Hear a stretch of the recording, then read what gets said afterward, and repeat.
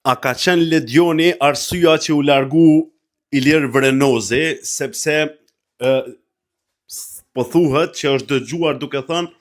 që pasi që Ledion Liqo ju tha banorëve i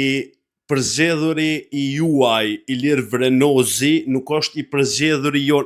nuk është i përzgjedhuri i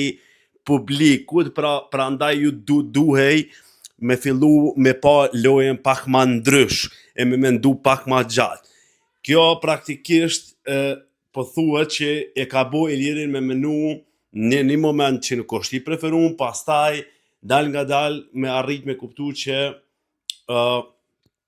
nuk është ai që produksioni